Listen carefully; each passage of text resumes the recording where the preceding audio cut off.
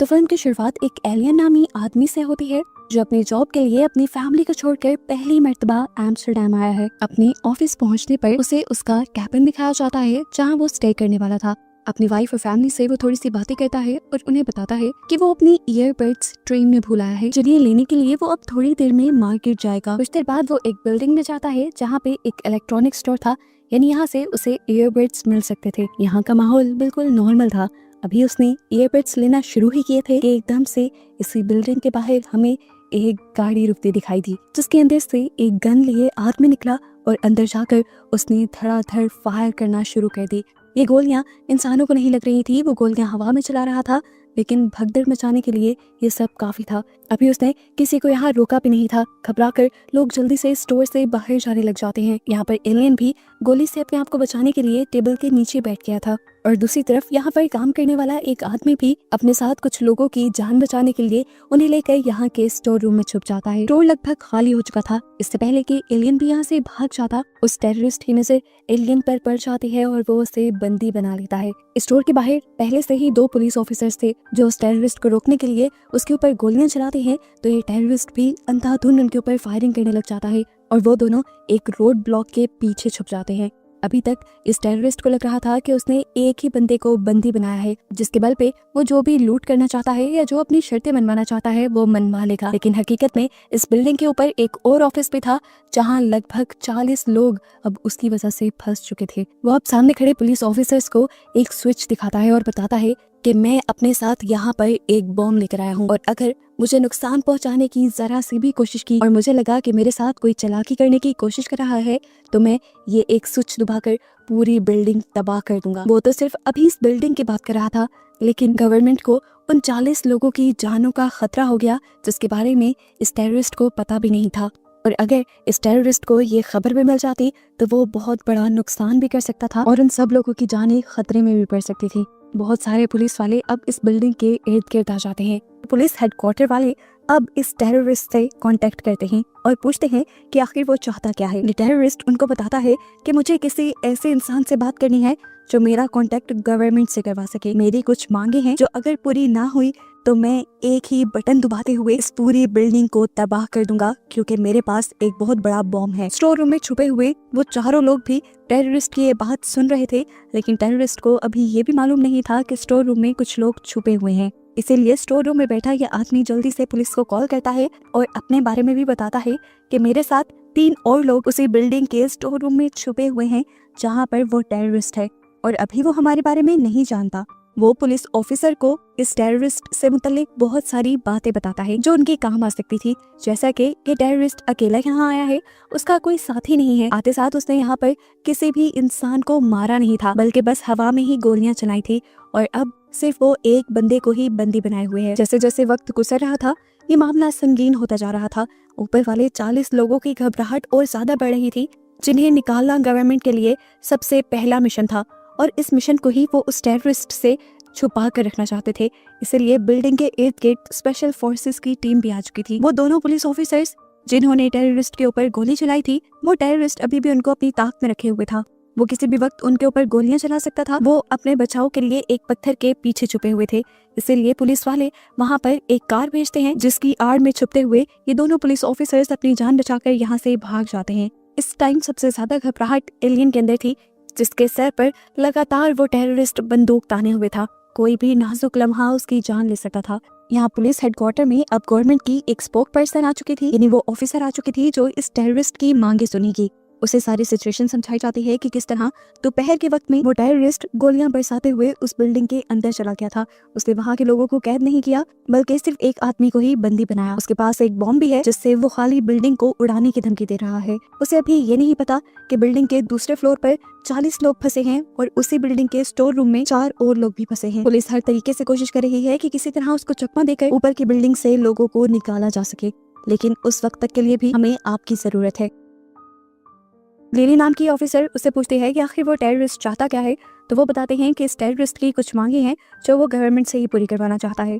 अब लिली बैठकर पहली मर्तबा उस टेररिस्ट से खुद बात करती है और उससे उसका नाम पूछती है। तो वो टेररिस्ट कहता है कि अब के लिए तुम मुझे ए बुला सकती हो। इससे पहले कि लिली कोई और सवाल करती, वो टेररिस्ट कहता है मैं तुमसे बाद में बात करता हूँ। जिस बंदे को मैंने हॉस्टेज बनाया हुआ है वो मुझसे कुछ कहना चाहता है। असल में एलियन उससे कहना चाह रहा था कि मैं हार्ट पेशेंट हूँ, मैं जो मेडिसिन लेता हूँ वो मेरे बैग में है, प्लीज मुझे वो दे दो, नहीं तो मेरी हालत बहुत बिगड़ जाएगी। ये टेररिस्ट नहीं चाहता था कि वो हॉस्टेज बना एलियन अपनी ही मौत मर जाए और ऐसे गवर्नमेंट उसकी बात सुने ही ना चाहते हुए भी वो उसकी मदद के लिए उसको मेडिसिन देता है। लेकिन इनके पास अब पानी नहीं था। वो इस मेडिसिन को रेड बुल के साथ खाने को कहता है, लेकिन दिल के पेशेंट को रेड बुल के साथ मेडिसिन नहीं दी जा सकती थी। वहाँ हेडक्वार्टर में भी कॉल कट होने से पहले लिली ने मेडिसिन का नेम सुन लिया था और उन्हें भी सर्च करने पे पता चल गया था कि हॉस्टेज बना बंदा यानी एलियन हार्ट का पेशेंट है और उसके लिए भी ज्यादा देर उस सिचुएशन में रहना ठीक नहीं। ये टेररिस्ट दोबारा अब पुलिस को कॉल करता है और लिली से बात करते हुए कहता है कि मुझे 200 मिलियन बिटकॉइन मेरे अकाउंट में चाहिए। ये सुनकर लिली शॉक हो जाती है और कहती है कि ये बहुत बड़ा सौदा है, मुझे इसके लिए कुछ टाइम चाहिए होगा, हम इसके बारे में बात करते हैं। तो वो आदमी कहता है कि अगर तुमने मेरी ये मांग पूरी ना की तो मैं एक ही बटन दबाकर इस पूरी जगह को तबाह कर दूंगा।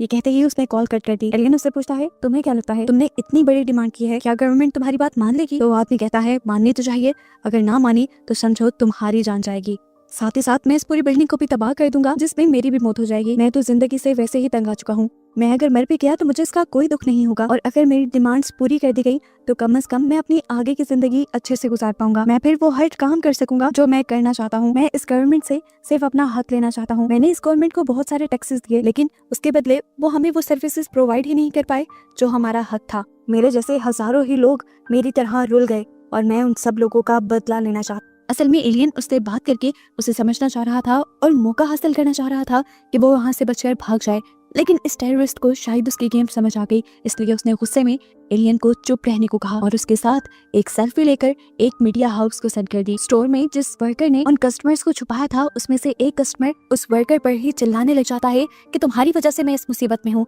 अगर तुम उस वक्त मुझे ना रोकते और बैटरी ना दिखाते तो मैं 5 मिनट पहले यहाँ से चला जाता और आजाद होता। उसके बात सुनते हुए यहाँ पर मौजूद लेडी से कहती है अगर ये ना होता तो तुम अभी तक जिंदा भी ना होते, इसी की वजह से हम यहाँ छुप सके और अपनी जान बचा पाए। वो आदमी भी बात को समझ कर उस वर्कर को सॉरी कहता है।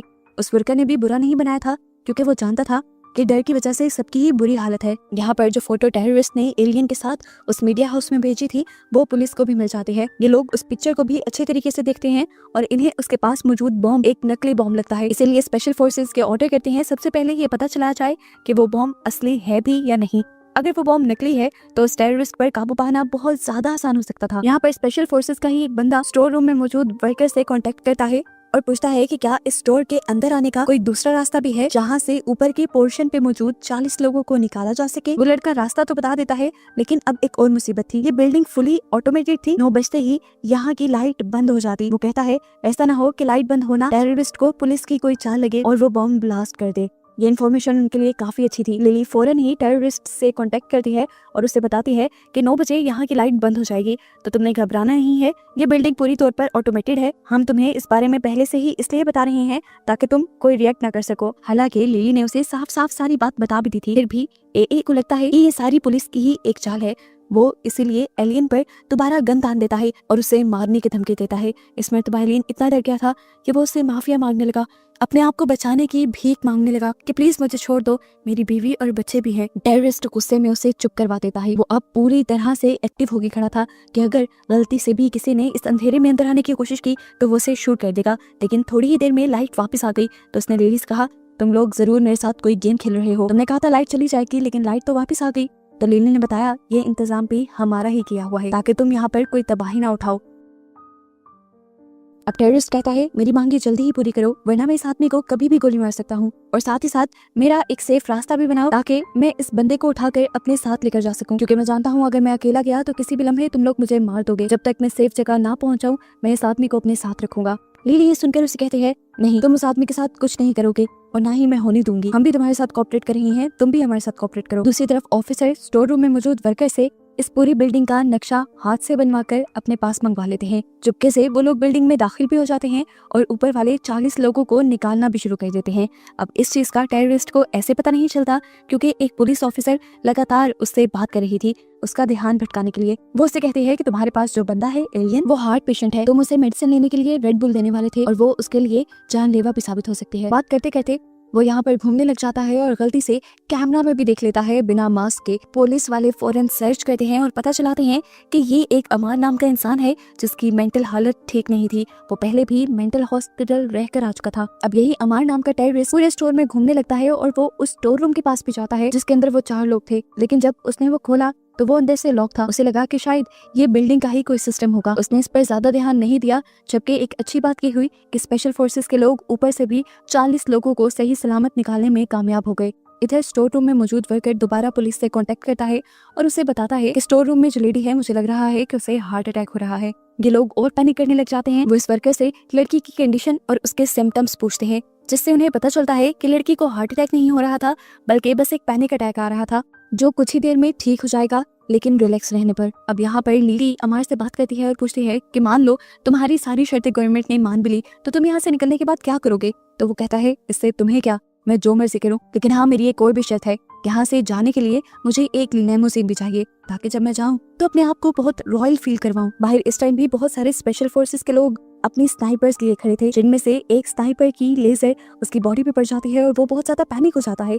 उसे लगता है कि पुलिस या स्पेशल फोर्सेस के लोग उसे मारने वाले हैं, इसीलिए वो दोबारा एलियन के ऊपर गन तान देता है और ये कहता है, अब मैं तुम्हारे से बात नहीं करूंगा, अब मुझे किसी सीनियर से बात करनी है, मेरी किसी आदमी से बात करवाओ। वो कहता है कि अगर 5 मिनट में तुमने मेरी किसी सीनियर से बात ना करवाई तो मैं एलियन को गोली मार दूंगा। बाहर हम कुछ सोल्जर्स को देख रहे हैं जिन्हें इस टेररिस्ट ऑपरेशन की वजह से अर्जेंट बेसिस पे यहाँ आना पड़ा था अपनी छुट्टी के बावजूद भी। इनमें से एक सोल्जर इस टाइम बहुत ज्यादा परेशान था, क्योंकि इस तरह आने की वजह से उसकी फैमिली बहुत ज्यादा डिस्टर्ब हो गई थी और उसकी वाइफ भी उससे नाराज हो गई थी।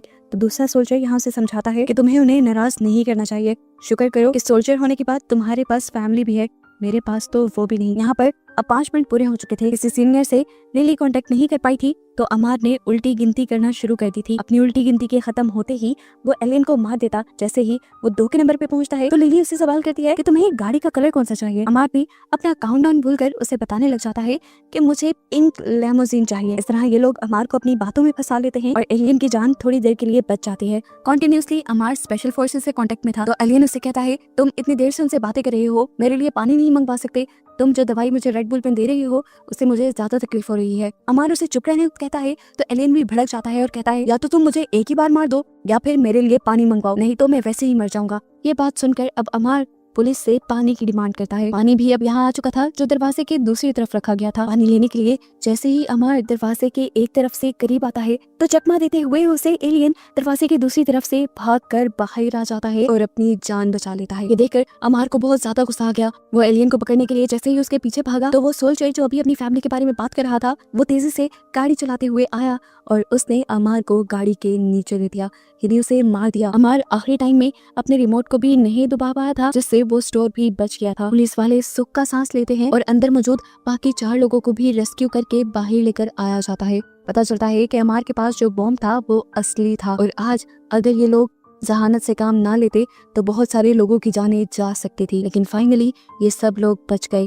स्पेशल फोर्सेस के थ्रू एलियन को उसके अपार्टमेंट में छोड़ा जाता है और बाकी सभी लोग भी अपने घर चले जाते हैं। एलियन के साथ इस टाइम जो हो गया था वो उसे बस अपना बुरा ख्वाब लग रहा था। वो अपनी पॉकेट से ईयरबड्स निकालता है और उसे अपने कानों में लगाकर रोने लग जाता है। यही तो वो लेने गया था और उसने अपनी जान खतरे में डाल दी थी। मूवी के एंड पर हमें पता चलता है कि ये मूवी एक असली कहानी पर बनाई गई है और बस यही बताते हुए ये मूवी यहाँ खत्म हो जाती है।